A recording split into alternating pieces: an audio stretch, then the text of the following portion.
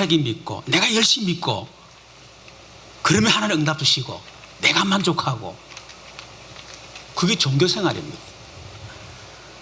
그러다가 어느 날 믿음이 뜨거움이 사라지고 열심히 식어지고 또 간절함이 없어지면 어느 날 한계에 딱 부닥치죠.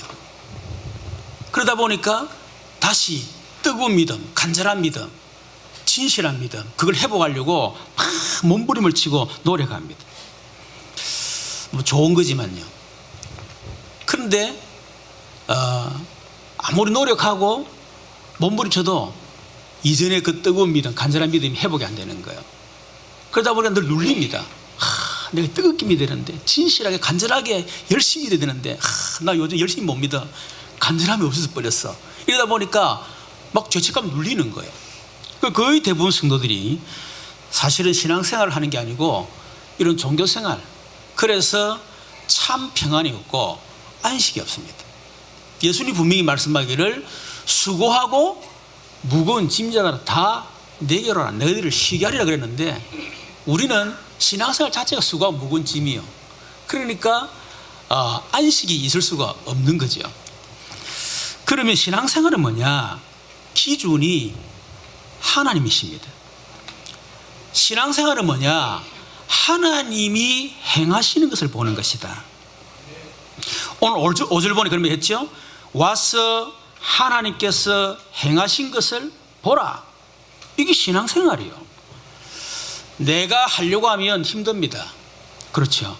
그러나 하나님이 행하시는 것을 보는 것은 너무 쉬워요. 그리고 또 행복합니다. 기대가 됩니다. 야, 하나님이 또 어떻게 행하실까? 그렇죠. 하나님이 내가 기도했는데 하나님이 어떻게 그 기도에 응답하실까? 내가 한 영혼으로 기도했는데 하나님이 어떻게 저 영혼 역사하실까? 기대가 되는 거예요. 그걸 보고 신앙생활이다, 그렇게 얘기를 합니다.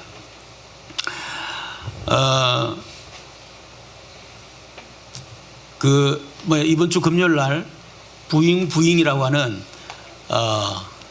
이 시극을 제가 보고 왔어요. 이 지금 젊은 세대들의 어떤 연애관, 그러니까 이 한 남자가요, 그 스튜디오스 있잖아요, 승무원 비행기 3명을 사귀는 거라. 그래가지고 완벽한 이제 그 스케줄이 있으니까 완벽한 스케줄을 맞춰서 그래서 딱 하면 얼마든지 새 사람과 사귈 수 있다. 이래가지고 벌어지는 여러 에피소드입니다. 보니까요, 뭐 뜨거운 조명에다가 지금 우리 서승금 우리 뭐라 해야 되노? 개그맨이 되나? 지금 와 계시는데 보니까 막 그 뜨거운 조명에다가 날씨도 덥고 막 땀 막 얼마나 흐르는지 몰라. 온 몸을 막 던져가지고 하는데요, 굉장히 재미있게 참 많이 웃었습니다. 근데 보니까 막 땀을 흘리면서 얼마나 수고하는지, 야, 힘들겠다 싶으면서도 보는 나는 재미있는 거 있죠. 그게 신앙생활 알겠느냐. 몇 년 됐는데 좀 한 10년 이상 됐겠죠. 제가 이제 송구니 예배를 탁 드리는데 그날 기도하는데 내 마음속에, 야, 내가 한 해 동안 하나님을 위해서 한 것이 뭐였지? 이 생각이 딱 든 거예요. 가만히 생각하니까 연초에는 하나님 앞에 뭐하다 하고 계획도 많이 세웠는데 연말 되고 나니까 하나 된 게 없어. 확 눌리는 거 있죠.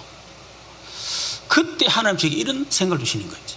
야, 네가 나를 위해서 뭘 할 수 있겠냐? 능력 있냐? 또 하면 얼마큼 하겠냐? 네가 나를 위해서 무엇을 했느냐를 생각하지 말고 내가 1년 동안 너를 위해서 행한 것이 뭔가를 생각해봐라. 이 생각을 주시는 거예요. 야, 어떻게 아무것도 아니잖아요. 그 생각 바뀐 거 아닙니까? 기준이 바뀐 거잖아요. 내가 주를 위해서 1년 동안 뭐 했지? 그 기준이요. 그게 종교생활이요. 그러니까 막 눌리는 거야, 한 것도 없이. 그런데 하나님께서 내가 너를 위해서 한 것이 뭔지 생각해봐라. 생각해보니까 하나님이 주신 응답이 너무 많은 거 있죠. 나는 너무 부족한데, 연약한데 하나님이 감당할 수 없는 은혜를 주신 생각하니까 너무 감사한 거예요. 그럼 힘이 나기 시작하고요. 참 감사와 찬양이 그때 회복됐습니다. 그것이 바로 신앙생활이다. 여러분, 눌리는 신앙생활 하지 종교생활 하지 마시고 진짜 하나님이 행하신 일을 보는 그런 참 평안 울리는 그런 신앙생활을 회복하는 우리 모든 성도되시기를 주님의 이름으로 축원합니다. 여러분, 하나님이 행하신 걸 보는 사람, 그 사람은 하나님 앞에 감사할 수밖에 없고 하나님을 찬양할 수밖에 없지요. 오늘 시편 66절에 보면 1절부터 2절, 4절, 8절, 17절에 20절, 2절 보면요, 이 다윗이 하나님을 찬양해라 그렇게 얘기를 하고 있습니다. 특히 1절에 보니까 온 땅이여 하나님께 즐거운 소리를 낼지어다. 이 즐거운 소리 낸다 말은 너무 기뻐가지고 그 기쁨이 너무 충만해서 어디 감당이 안 될 만큼, 그래서 과음을 지르고 함성을 지르고 너무 신나가지고 내 속에 있는 기쁨을 주체를 못하는 거예요. 너무 감사하고 기뻐가지고. 그렇게 하나님을 찬양해라. 왜냐, 하나님이 행하신 것을 보았기 때문에 너무 기뻤어, 감사해서. 여러분, 우리가 똑같은 현장을 보고도요, 내 기준 가지고 보는 것과 하나님의 기준으로 보는 완전 해석이 달라집니다. 그렇겠죠. 응답을 받는 사람은 똑같은 환경인데, 똑같은 어려움 당하고 시험을 당하고 갈등 속에 있는데, 응답을 받는 사람과 응답 받지 못한 사람 차이가 뭐냐? 기준의 차이예요. 여러분, 요셉은 사실상 얼마나 많은 어려움을 당했습니까? 인생 자체가 만사의 형태, 만사불통이야. 우리 기준으로 보면. 그 가정의 문제 얼마나 심각했습니까? 또 노예로 팔려갔죠. 또 누명 쓰고 감옥 들어갔죠. 얼마나 어려움 많았겠어요. 그러나 요셉은 기준이 달랐습니다. 나중에 애굽의 국무총리 되고 난 뒤에 자기 형들이 왔을 때 형들에게 말하기를, 형들이여 두려워하지 마세요. 형들이 나를 판 것이 아니고 하나님이 당신들을 앞서서 당신들의 생명을 구원하기 위해서 하나님이 나를 이곳에 먼저 보냈습니다. 그런즉 당신이 나를 보낸 것이 아니고 하나님이 나를 보내셨습니다. 그리고 기준이 완전히 다른 거죠.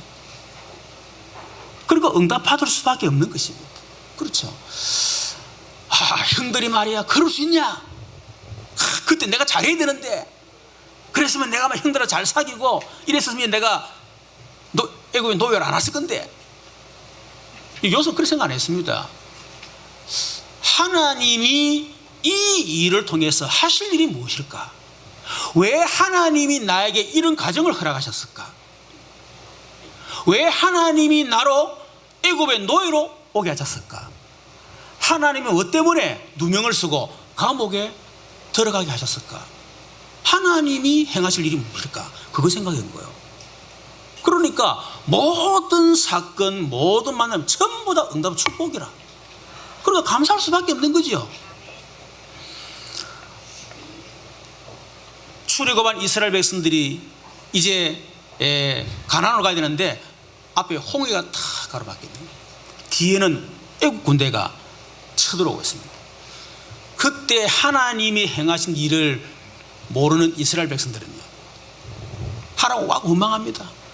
하나님 뭐 때문에 우리를 애국에서 건져냈냐? 우리를 죽이려고 그랬냐? 매장지가 없어 그랬냐? 하나님 원망하고 모세를 원망하고. 그때 모세는 말합니다. 너희는 가만히 있었어. 너희들을 위하여 행하시는 하나님의 구원을 보라. 너희들이 보는 애고사를 영원히 다시 보지 아니하리라. 여러분, 이 하나님의 행하심을 모르는 이 이스라엘 백성들은 홍해를 위기로 봤습니다. 그러나 하나님의 행하심을 체험했던 이 모세는 오히려 그것이 하나님이 행하시는 어마어마한 기회라는 사실을 알게 된 거예요. 그러니까 똑같은 사건을 보고도 해석이 다르고 응답이 다른 겁니다. 여러분, 오늘 본문 다윗도요 얼마나 어려움 많이 당했습니까? 그렇죠. 장인에게 젊은 시절 그 죽음의 위협으로부터 계속 도망다니고요. 나중에 왕이 되고 난 뒤에도 어려움을 당하고 아들 압살롬이 반란 일으키고 그렇게 믿은 신하들이 배신을 하고 쫓겨다니고 말이에요. 거지처럼 행동하기도 하고 미친 사람처럼 침을 흘리기도 하고 먹을 게 없어서 그 성전에 들어가가지고 그 메마른 떡을 먹기도 하고 그런 어려움을 당했던 사람이었습니다. 그런데 다윗은 달랐습니다. 시편 18편 1절 2절에 보니까 나의 힘이 되신 여호와여 내가 주를 사랑하나이다. 여호와는 나의 반석이시여 나의 요새시여 나를 건지시는 이시여 나의 하나님이시여 내가 그 안에 피할 나의 바위시여 나의 방패시여 나의 구원의 뿌리시여 나의 산성이시로다. 시편 23편 1절에 말합니다. 여호와는 나의 목자시니 내게 부족함이 없으리로다.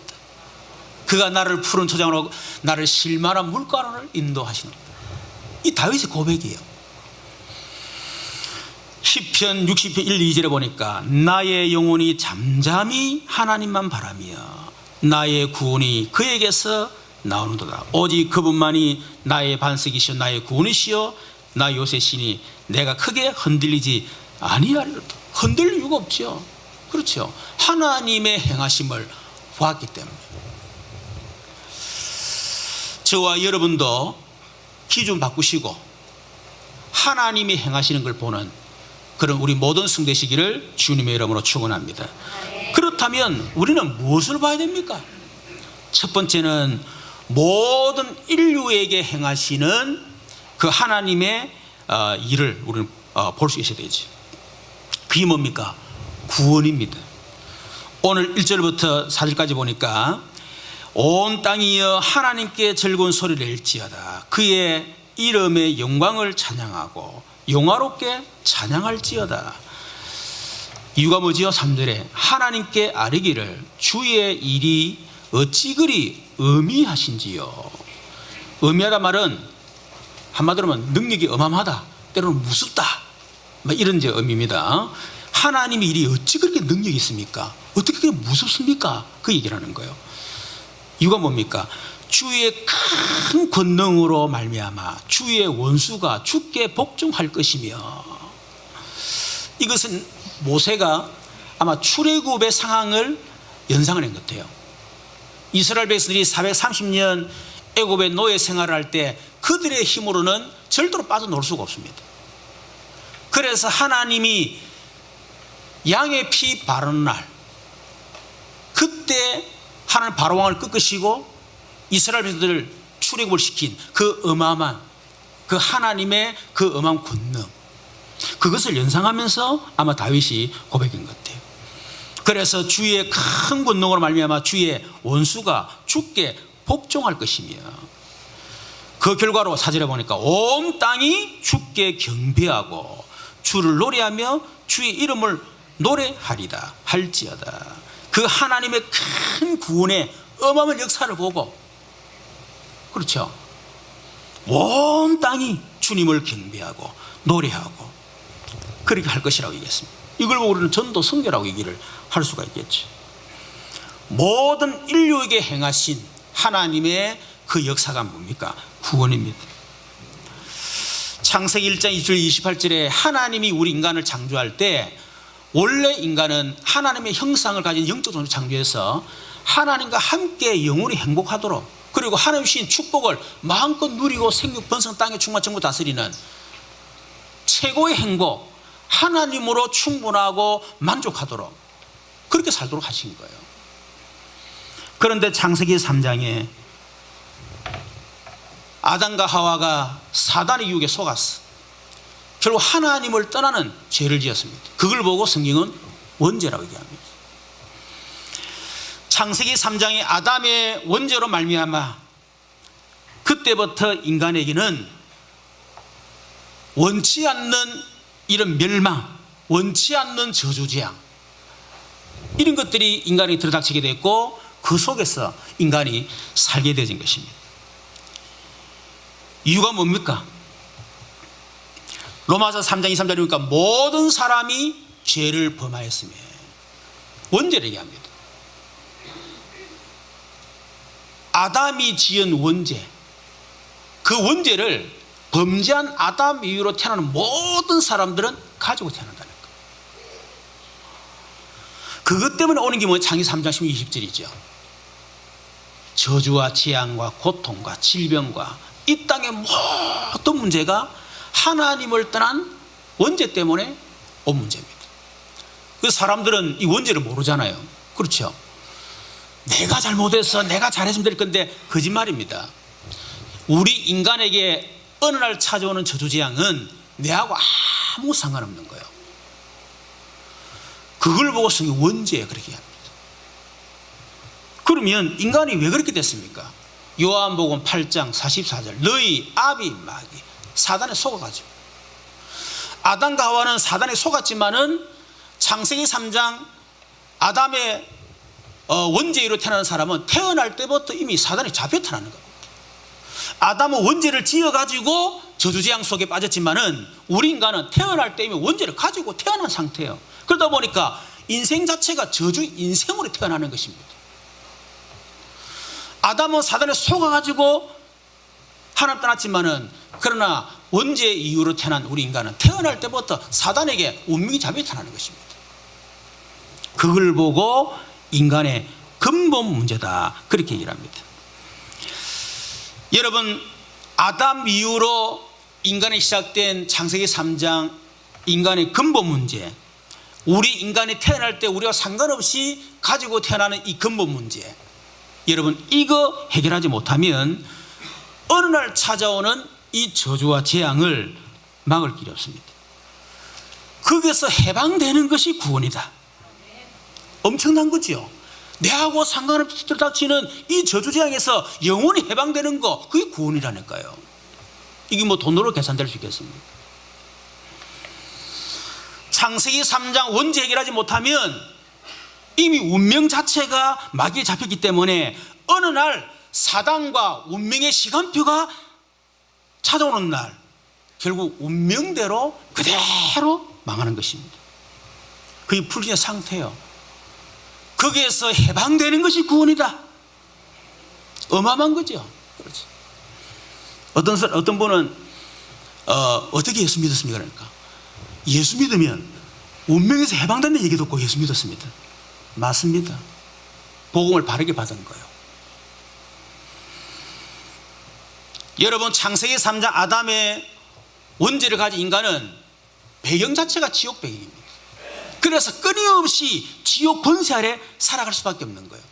어느 날 잘 살다가 지옥 권세가 찾아오는 날 그대로 망하는 겁니다. 거기서 해방되는 것이 바로 구원입니다. 여러분, 그래서 창세기 3장 그 멸망의 상태, 그 안에 있어가지고는 대통령제도 아무 소용없습니다. 대통령제도 자기에게는 찾아오는 저주, 운명, 지옥 권세 못 막습니다. 재벌, 그렇죠. 유명한 연예인들 잘하는, 우리가 겉으로 볼 때는 굉장히 화려한 것처럼 보이지만 실제로 보내는 굉장한 어떤 고통을 당하고 있는 거예요. 이번에 그 카페 힐리스, 또 카페 베네, 망고 식스, 어른들은 잘 모르겠지만은 이 커피 왕으로 불리우는 이 강훈이라고 하는 사람이 있습니다. 이 사람이 또 목사예요. 목사하면서 이 카페벤이라고 하는 그런 커피 전문점을 이렇게 설립을 한 겁니다. 최단시간 최다 매장 돌파, 연매출 1,000억 원, 대한민국 1등 커피 브랜드로 성장시켰습니다. 무슨 줄 모르고 해외로 진출하다가 무리한 경영으로 결국은 회생 절차에 들어가게 되고 결국은 마지막에 자살하게 된 겁니다. 나이가 50도 되지 않습니다. 40대 후반입니다. 그 가문을 보니까 어머니가 그 가정에 대해서 얘기를 하잖아요. 그런데 그 어머니가 13명이야. 뭐 사실은 모르겠지만 그 들어가 보니까 검색하니까 자기가 목사로서 이렇게 이제 청소년한테 자기가 어떻게 성공했는가 그 얘기하면서 자기 간증이 바로 그겁니다. 어머니 13명이다. 그 속에 얼마나 상처가 많았고 얼마나 영적 문제가 심각했으며 뭔가를 해보기 위해서 성공하기 위해서 오직 돈, 성공. 그래서 자신을 얼마나 강하게, 물론 예수 믿었습니다만은 얼마나 그렇게 여러분 그렇게 했겠어요. 그러나 그래서 커피왕이라고 하는 최정상에 갔지만은, 목사지만은 결국 창세기 3장 이 속에 있다 보니까 결국은 어느 날 찾아오는 이 재앙 앞에서 결국 한순간에 다 무너져 버린 것입니다. 여러분, 우리가 정말 인간의 찾아오는 저주 재앙의 근본 문제가 창세기 3장 문제구나, 이거는 내하고 전혀 상관없는 아담의 원죄로부터 찾아오는 영적인 문제구나, 이거를 해결하지 못하면 어느 날 내게 찾아오는 저주 재앙과 사단의 공격, 운명, 지옥 권세를 막을 수가 없구나 라고 하는 것을 안다면요, 내게 찾아오는 영적인 문제, 찾아오는 저주 재앙, 그것은 내 힘으로 절대로 해결할 수 없다는 답이 납니다. 창세기 3장 인간의 근본 문제를 모르니까 내가 해결하려고, 내가 몸치고 내가 노력하면 되겠지, 더 열심히 하면 되겠지, 돈 벌며 성공하면 되겠지 착각하고 있는 거예요. 여러분, 진짜 우리가 창세기 3장 인간의 근본 문제를 한다면 내 힘으로 절대로 해결할 수 없기 때문에, 세상에 많은 종교 있지만 종교를 해결할 수 없기 때문에, 그래서 하나님이 우리를 멸망하지 않도록 그래서 메시아 그리스도를 약속하셨구나, 그걸 정말 알게 됩니다. 왜 사람들이 여러분 예수 믿지 않습니까? 그리스도의 필요성을 모르는 거예요. 왜 그리스도 필요성 모르죠?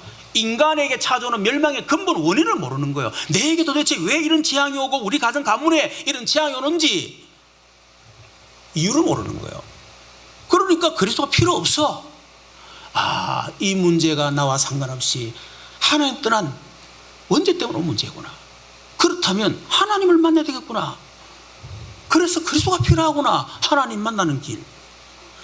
하나님 떠난 원죄 때문에 나와 상관없이 저주 재앙이 들어오는 거구나. 그래서 이것을 해결하는 길이 죄와 저주 해방, 그래서 그리스도가 필요하구나. 그 배후의 사단의 역사, 그래서 사단의 승리가 필요하구나. 그리스도. 여러분, 진짜 창세기 3장이 깨달아지면요, 그리스도가 아니면 안 된다는 그런 절박한 마음을 가지게 됩니다.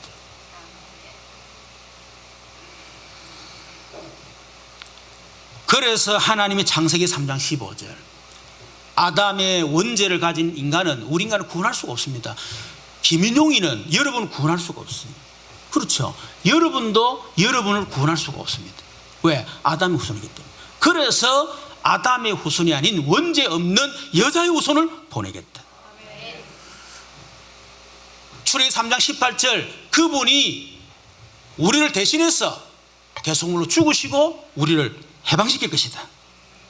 이사야서 14절, 그래서 처녀가 잉타의 아들을 낳을 것이요 그 이름을 임마누엘이라. 임마누엘, 하나님 우리와 함께 하신다. 우리 인간의 힘으로 인간이 해결할 수 없기 때문에, 그래서 하나님이 처녀의 몸을 통해서 희생제사로 대속물로 처녀의 몸을 통해서 이 땅에 오실 것이다. 여러분, 그리스도가 오셨단 말은 하나님이 오신 것입니다. 우리 인간이 해결할 수 없기 때문에 하나님이 여자의 후손으로, 하나님이 처녀의 몸을 통해서 이 땅에 오신 거예요. 그분은 우리를 그리스도라고 얘기하는 것입니다. 우리 인간이 해결할 수 있으면 하나님은 굳이 인간의 몸을 입고 이 땅에 올 이유가 없지 않습니까?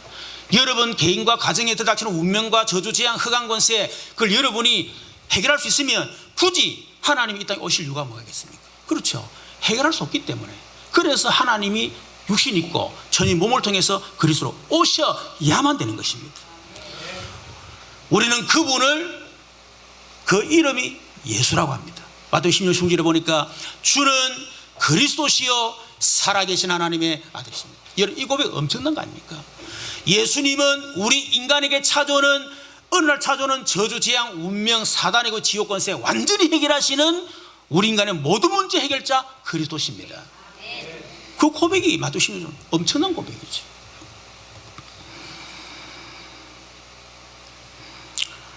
여러분, 예수님이 그리스도로 오셔서 로마서 8절에 우리가 아직 죄인 됐을 때 그리스도께서 우리를 위하여 십자가에 죽으심으로 우리 대신해서 그분이 십자가 지시고 우리가 받아야 될 모든 저주재앙을 그분 대신 끝내신 것입니다.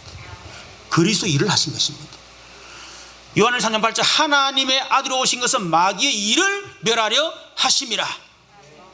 그리스도 왕 대신 그리스도를 하신 것입니다. 내가 곧 길이 진리 생명이니 나로 말미암아 저는 아버지의 올 자가 없느니라. 하나님을 만날 수 있는 완전한 길을 열어주셨습니다.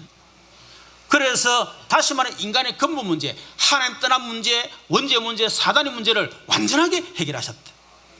그래서 요한복음 15장 30절 보니까 다 이루었다. 이 말은 모든 문제 다 끝냈다. 그게 바로 구원입니다. 그게 바로 그리스도의 일이에요. 그게 하나님의 큰 권능으로 우리를 구원하신 일인 것입니다. 그렇죠. 여러분 아무리 능력이 있어도 여러분 개인과 가정에 들이닥치는 그 저주 재앙을 꺾는 능력보다 더 큰 능력이 없습니다. 아무리 능력이 대단해도 사단을 꺾고 우리를 운명에서 건져낼 능력보다 큰 능력이 없는 거예요. 이 세상에 아무리 능력이 있어도 하나님보다 능력이 있는 사람이 있습니까? 없지 않습니까? 그래서 큰 권능으로 하나님께서 원수를 꺾어뿌리고 모든 저주재앙을 해결하시고 우리에게 하나님 만나는 길을 열어주시고 하나님과 함께 할 수 있는 엄청난 축복을 우리에게 주신 것입니다. 이것이 하나님이 전 인류에게 행하신 구원이다. 그래서 구원의 방법이 뭡니까? 오직 믿음으로. 왜요? 우리 인간의 행위로 안 되기 때문에. 그래서 믿기만 해라. 예수가 그리스도, 그분이 나의 구원자여 내 모든 문제를 해결하신 그리스도시다. 이 사실을 믿기만 해라. 요한복음 1장 12절 영접하는 자 곧 그 이름을 믿는 자들에게는 하나님의 자녀가 되는 권세를 줘. 믿기만 하면 됩니다. 요한복음 3장 16절 하나님이 세상을 이처럼 사랑하사 독생자를 주셨으니 이는 저를 믿는 자마다 멸망하지 않고 영생을 얻게 하려 합니다. 요한복음 5장 24절 내가 진실로 진실로 너희에게 이르는 내 말을 듣고 나 보내신 믿는 자는 영생 얻었고 심판에 이르지 아니하나니 사망에서 생명으로 옮겼느니라. 여러분 구원은 믿기만 하면 됩니다. 그런데 그 구원은, 그 믿음은 하나님의 은혜요, 하나님의 선물이에요. 믿고 싶다고 믿어지는 게 아닙니다. 하나님의 은혜를 주셔야 돼요. 하나님의 믿음을 선물로 주셔야 돼요. 그래야 믿어지는 거예요. 그래서 이것이 너희에게서 난 것이 아니요 하나님의 선물이라. 이거 뭡니까? 우리를 자랑하지 않도록 하기 위해서. 내가 예수를 잘 믿어가지고 뜨겁게 믿어 간절하게 믿어가지고 내가 구원받았다, 그런 착각하지 않도록. 나는 철저하게 멸망 속에 있었는데 도무지 그 멸망에 빠져놓을 수 없었는데 하나님이 그리스도를 보내사 나를 멸망에 건져내시고 나는 그 그리스도를 믿을 능력도 없는데 하나님이 내게 믿음을 은혜로 주셔서 예수님을 그리스도로 믿고 내가 그 믿음으로 구원받았다. 그거 자랑하도록, 그것을 온 땅의 모든 민족에게 말하는 것이 바로 전도요 선교라고 하는 것입니다. 여러분 하나님이 행하신 일이 뭡니까? 그래서 우리가 진짜 이 멸망의 상태에 있던 내가, 정말 자격 없는 내가 아무 공로 없이 그래서 피로 내가 은혜로 공짜로 구원받은 사실을 정말 안다면요 하나님을 찬양할 수밖에 없는 거예요. 그게 신앙생활입니다. 신앙생활의 출발은 내가 뭔가를 하는 게 아닙니다. 하나님은 아무것도 할 수 없는 나에게, 완전히 멸망 상태에 있던 나에게, 죄와 허물로 죽었던 나에게, 아무 소망 없던 나에게 하나님 찾아오셨어. 하나님 내게 구원의 은혜를 주셨구나. 여러분 그게 신앙생활 출발이에요.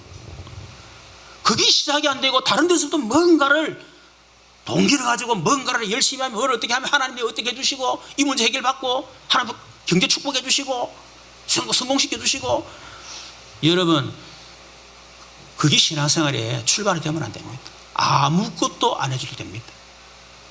하나님이 나를 추구 안 해도 상관없습니다. 하나님이 나에게 응답 안 주셔도 괜찮습니다. 하나님이 내 질병 고쳐주지 않아도 상관없습니다. 내가 구원받은 것만으로도 내가 하나님께 감사합니다. 여러분 그게 신앙생활 출발이라니까요.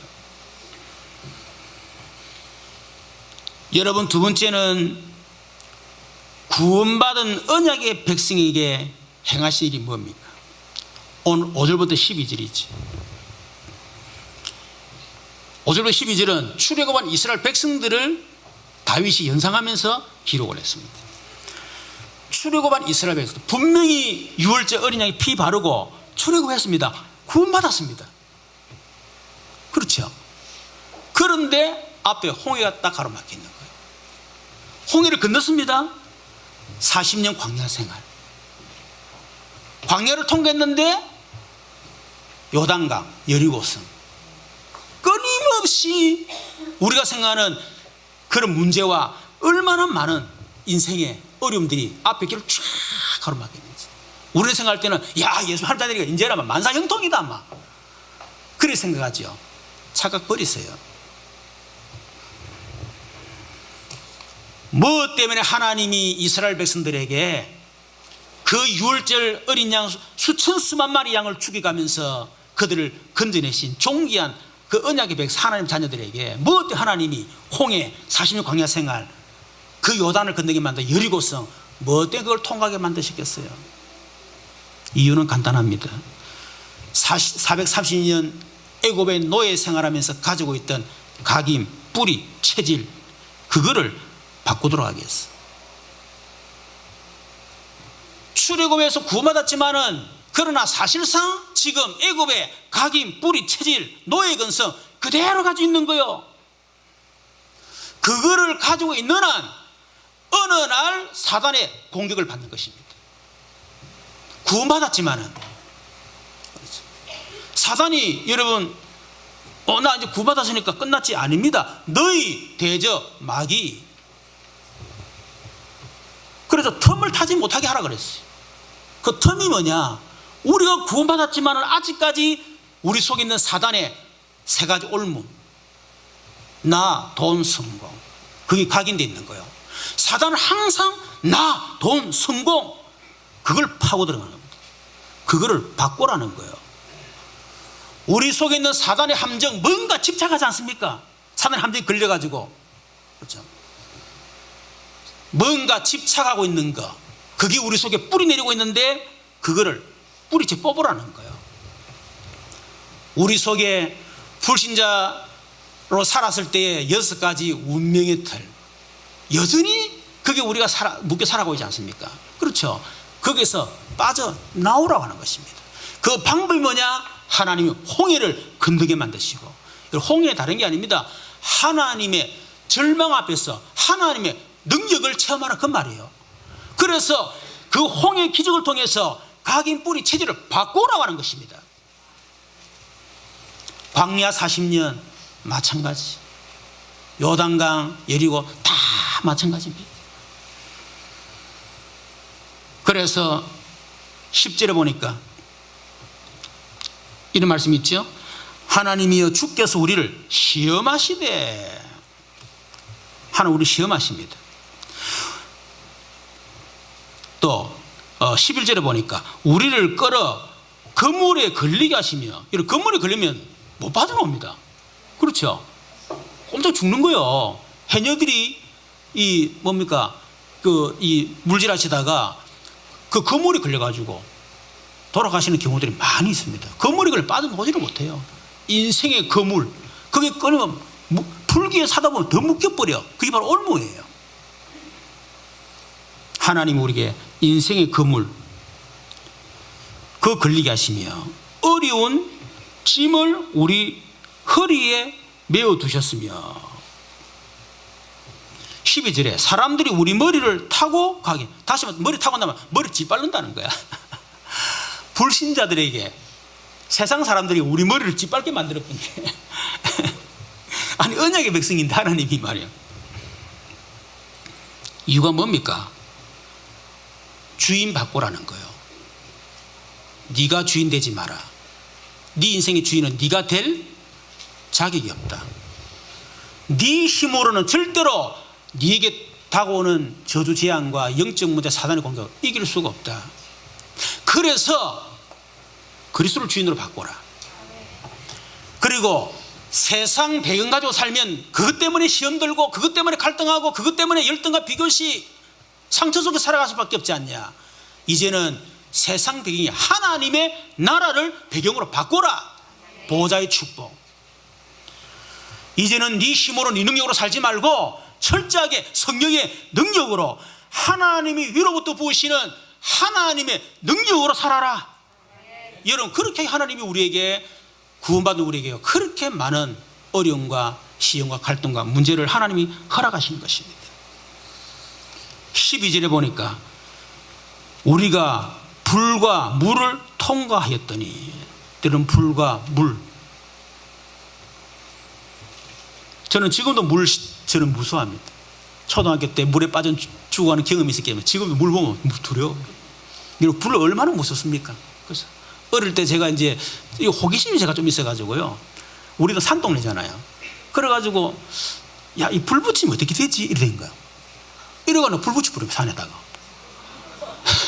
이러고 와, 이러면 그 자리에 손 가지고 옷벗어가 치고 막 물은 없고 이러고 손 뒤 가지고 지금 흉터 있어요. 지금 한 번은 제가 우리 아버님 산소에 딱 갔는데 우리 집사람 옆에 딱 타고, 그게 완전히 그 비탈길이라 밑에는 안 떨어지고 오른쪽에는 이제 그 묘가 있고.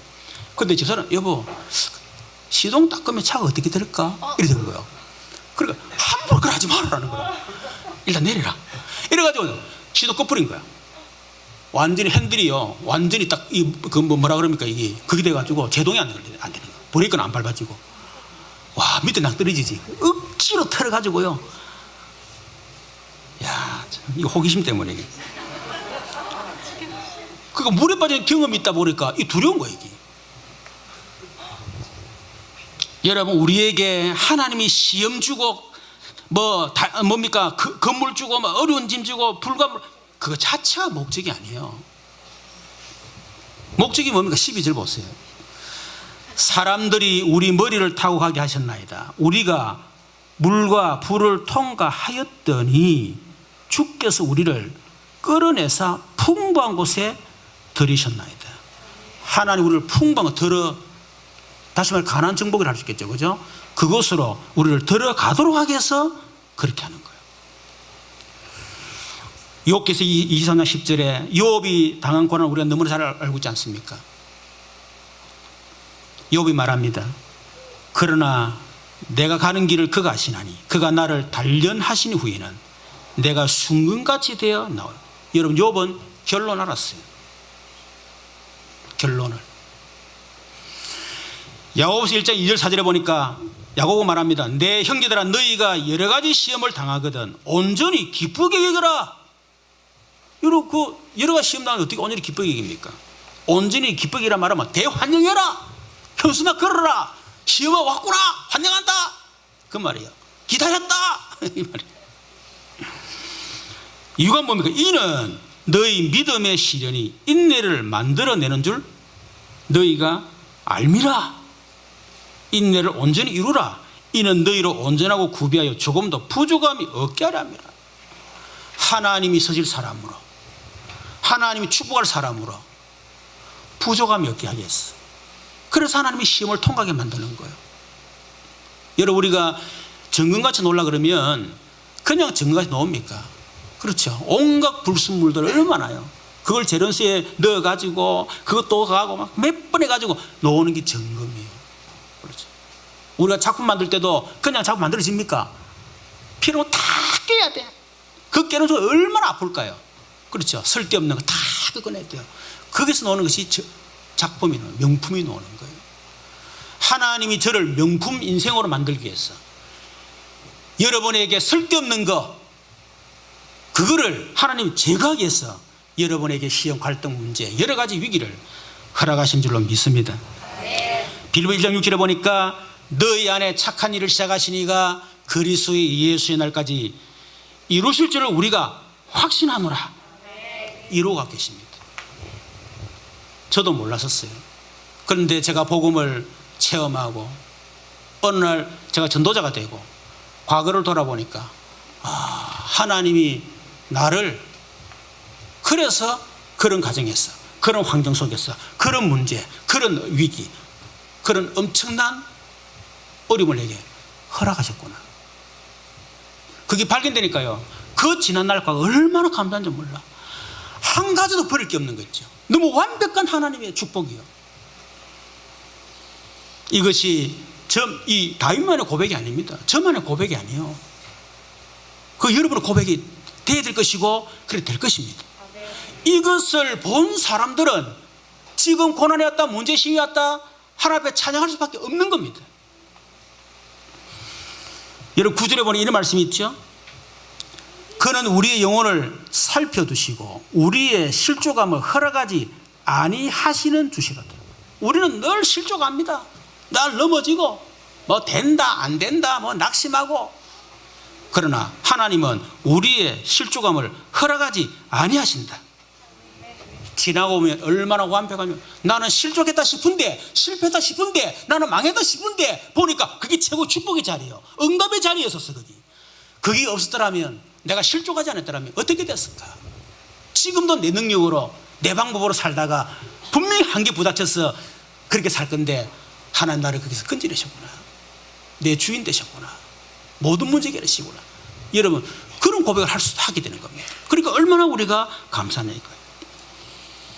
지금 현재 여러분에게 시험, 갈등, 문제 속에 있는 성도들은 여러분 결론을 붙잡고 하나님이 행하실 그 일을 통해서 하나님이 행하실 일을 미리 내다보고 하나님 앞에 감사하고 찬양하는 저와 여러분 되기를 주님의 이름으로 축원합니다. 여러분 세 번째는 이거는 모든 언약의 백성들에게 행하실 일입니다. 그러나 특별히 나에게 행하실 일이 있습니다. 13절부터 20절 한마디로 말하면 기도 응답입니다. 기도 응답. 19절을 보니까 그러나 하나님 실로 들으셨으며 내 기도 소리에 귀를 기울이셨도다. 하나님을 찬송하리로다. 그가 내 기도를 물리치지 아니하시고 그의 인자심을 내게서 거두지 아니하셨도다. 특히 구원받은 나에게, 물론 우리에게 구원을 주신 이 하나님의 놀라우신 그 일들, 구원받고 난 이후에 끊임없이 하나님 우리를 각인 뿌리 체질 바꾸기 위해서 하나님 온전한 사람으로 서기 위해서 우리를 훈련시킨 그거 너무 감사하죠. 그러나 나에게 행하신 하나님의 일이 뭐냐면 기도 응답입니다. 여러분 기도 응답은 하나님이 약속하신 것입니다. 하나님이 기도 응답 주게 약속하셨어요. 그래서 우리는 그 기도는 뭐냐? 하나님의 자녀로서의 특권을 누리는 거예요. 하나님이 응답하시 약속하신 거 그건 그냥 누리는 게 기도입니다. 우리가 억지로 달래서 주시는 게 아니고 하나님 약속 내 죽구마 줄게 알겠죠? 줄게 그 기도라니까 그게요. 그리고 그 응답을 받는 기도 응답이지 않습니까? 기도를 안 한다는 것은 하나님의 자녀의 특권을 스스로 포기하는 거예요. 그래서 우리는 반드시 하나님 약속하셨기 때문에 기도 응답합니다. 어떻게 응답받습니까? 13절에 보니까 내가 번제물을 가지고 주의 집에 들어가서 나의 소원을 주께 갚으리니 이는 내 입술이 낸 것이요 내가 환난 때에 내 입이 말한 것이니이다. 15절에 내가 수양의 향기와 함께 살찐 것으로 주께 번제를 드리며 수수와 염소를 드리라. 이런 구약의 메시아 그리스도 오기 전까지는 하나님께 나가서 기도 응답 받으려고 하면 짐승 가지고 나가야 돼요. 얼마나 번거롭습니까? 짐승 가져가지고 각 뜨고 그렇죠? 그래가 또 번제를 바쳐야 되고 돈도 많이 들고 아마 구약 시대 저와 여러분 산다면 돈이 없었어도 뭐 응답 못 받을 가능성이 있어요. 하나님 물론 뭐 상황이 그렇게 했지만은 그러나 지금은 더 이상 그런 필요 없습니다. 히브리 10장 18, 20절에 보니까 이것들을 사하셨은지요 그랬죠. 이전에는 짐승의 피를 가지고 사함받았지만 이제는 그리스도의 피로 사함받았기 때문에 다시 죄를 위하여 제사를 드릴 것이 없느니라. 그러므로 형제들아 우리가 예수의 피를 힘입어 짐승의 피가 아닙니다. 십자가에 흘리신 예수의 피를 힘입어 성소에 들어갈 담력을 얻었나니 그 길은 우리를 위하여 휘장 가운데 일어놓으신 새로운 살 길이요 희지 않고 그의 육체니라. 우리는 짐승의 피가 아니고 예수의 피를 힘입어 하나님께 나가는 것 담대함을 우리가 얻은 것입니다. 요한복음 14장 14절에 내 이름으로 무엇이든지 구하면 내가 행하리라 약속이요. 그래서 예수 이름으로 기도하시길 바랍니다. 16절에 보니까요, 하나님이 행하신 일을 선포하리라. 16절, 하나님을 두려워하는 너희들아 다 와서 들으라. 하나님이 나의 영혼을 위하여 행하신 일을 내가 선포하리라. 하나님이 행하신 일을 선포하세요. 하나님 행하신 일이 뭡니까? 그리스도 일을 행하셨습니다. 그리스도를 선포하세요. 그렇죠. 그리스도는 하나님을 만나는 길이 되십니다. 죄와 저주의 해방이 되십니다. 사단의 승리가 되십니다. 그리스도는 하나님 만나는 내 모든 삶의 주인이 되십니다.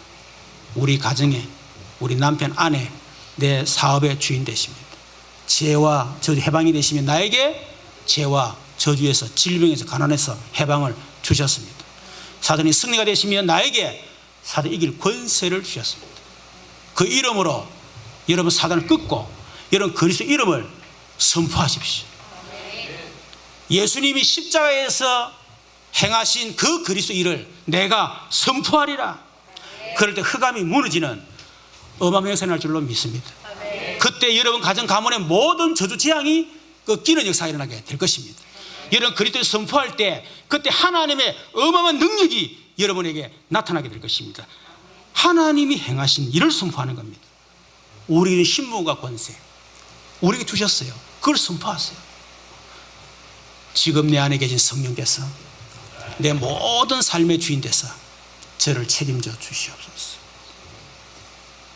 내 안에 계신 성령께서 내 모든 삶을 인도해 주옵소서. 지금 성령으로 역사하사 우리 가정과 내 하는 사업에 지금 역사해 주옵소서. 지금 권세 있는 주 예수 이름 명하노니 지금 나와 우리 가정에 사업에 역사하는 흑암 권세는 예수 이름 꺾일지어다. 지금 주의 청문을 동원하사 모든 닫힌 문을 열어 주시옵소서. 지금 보호자의 축복을 허락하사 흑암이 무너지게 하시고 청문이 동원을 역사 일어나게 하옵소서. 하나님 이 사업을 통해 세계복음하게 하옵소서. 그게 뭡니까? 신부 권세입니다. 그걸 우리에게 주셨다니까요. 그걸 어떻게 해요? 선포하는 것입니다. 그게 바로 기도입니다. 18, 20절에 보니까 내가 나의 마음의 죄악을 품었더라면 주께서 듣지 아니하시리라.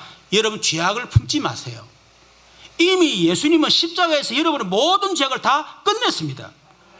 죄를 품지 말고 죄를 가슴에 끌어안지 말고 여러분 문제 끌어안지 말고 시험 갈등 끌어안지 말고 불신을 끌어안지 말고 여러분 언약을 끌어안기를 바랍니다.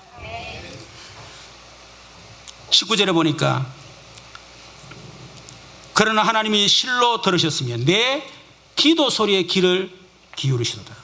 하나님을 찬송하리로다. 그가 내 기도를 물리시지 아니하고 그의 인자심을 내게서 거두지 아니하셨도다.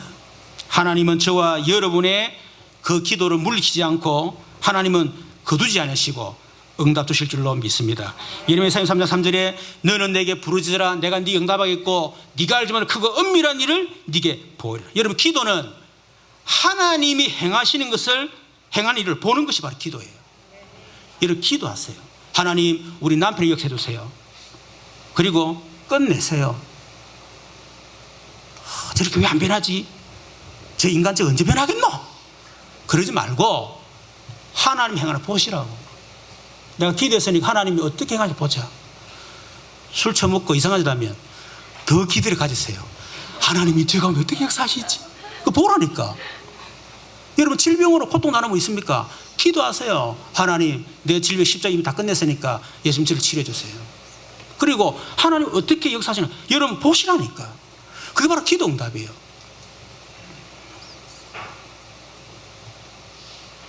여러분 저는 언약 잡고 기도해서 받을 응답이 정말 많습니다. 저는 유 목사님과 이 언약 기도 20년 이상 했잖아요. 그게 그대로 응답 다 왔습니다. 나고야 렘넌트 대회 할 때 그때부터 시작해서 렘넌트 대회 언약 붙잡고요 기도했었어요. 렘넌트 기도. 그런데 하나님이 그 기도를 하나님이 그대로 응답하셨습니다. 우리가 잘 아는 것처럼 성전 건축을 위해서 기도했잖아요. 하나님이 정확하게 기도한 그대로 응답 주셨어요. 제가 늘 기도할 때 하나님 산하고 붙은 교회. 제가 늘 기도할 때 하나 산하고 붙은 교회가 그랬거든요. 붙어도 완전히 붙어버렸어요. 기도는 잘해야 되겠구나. 조금 떨어진 교회야 되는데 붙은 게 딱 붙어가지고 우리 기도 그대로 하는 거 우리 성전 주셨지 않습니까? 2017년도 우리 한 해 언약 잡게 되는데 하나님이 지금 우리에게 그대로 응답주고 계십니다. 이번 여름 성경학교 7지역에 산다. 왜냐하면 우리 교회와의 렘도 있지만은 하나님의 관심은 우리 교회 밖에 있는 렘들에게 하는 관심이 있다. 그들을 살려야 된다. 7지역. 이랬더만 처음에 우리 교육자들부터 헷갈려가지고 소통이 잘 안 돼가지고 많이 섰더라고. 그래 또 이 사교들 얘기하는 사교들도 마찬가지요. 처음 해보니까 막 이런 소리 들어오더라고요. 그런데 나는 전혀 안 들렸습니다. 하나님의 소원은 현장에 죽은 렘들을 살리는 것이다. 하나님 소원이다. 절대 하나님의 목표다. 그러면 7지역에 현장 살릴 시는 세워야 될 거 아니냐. 목사님 이것도보다 저것도 사람도 없고. 저는 어땠었냐면 그렇기 때문에 하나님이 행하실 일을 볼 수 있는 기회가 있냐. 우리가 완벽하게 준비하고 완벽하게 사람 시스템 갖추고 완벽하게 내 생각대로 완벽하게 하나님 역사 공간이 없어요. 내가 부족해야 돼. 내가 허술해야 돼요. 능력 없어야 돼요. 조건이 안 맞아야 돼. 그래야 우리 하나님을 바라보고 하나님 행하실 일을 바라보지 않겠습니까? 그런데 우리 금요일 토요일 날 했잖아요. 오늘 오후에 보고를 받겠습니다만 우리가 생각하지 못한 하나님이 일을 행하셨어요. 하나님 반드시 저와 여러분 기도에 응답하시는 분이 있습니다. 그것을 우리가 보라는 거예요. 그것을 온 땅에 증거하는 그런 전도자가 되라. 오늘 본문의 말씀이 그 말씀. 여러분 2017년도 우리 여름 행사, 우리 여름 교인 여름 생활이 이미 끝났습니다. 이제 울산 전체의 시스템을 놓고 기도하시길 바라고요. 8월 1일 화요일부터 금요일까지 세계 렘넌트에 있습니다. 위해서 기도하시고 또 8월 14, 15일 우리 정규의 말씀 캠프가 있습니다. 이번에는 기도에 대한 부분을 놓고요. 집중적으로 우리가 말씀을 또 받고 또 지금까지 없었던 그런 어떤 문화, 어떤 그런 축제 이렇게 기획해서 할 겁니다. 그래서 8월 14, 15일 전 성도가 참석해서 꼭 은혜 받으시고 또 기도 응답 받는 그런 기회가 되기를 바랍니다. 우리 말씀 생각 같이 한번 기도하십시다. 하나님 이제 나를 내려놓고 내가 주체가 되지 말고 내가 기준 되지 말고 하나님 나의 기준 되고 이제는 하나님이 행하시는 것을 보게 하옵소서. 이미 나에게 행하신 것, 그 구원, 내 모든 삶을 통해서 지금까지 또 내 삶을 통해 행하신 것, 이제는 기도를 통해서 하나님 행하시는 것을 보게 하옵소서. 우리 여름 행사를 놓고 우리 주의 한 부르고 기도하겠습니다.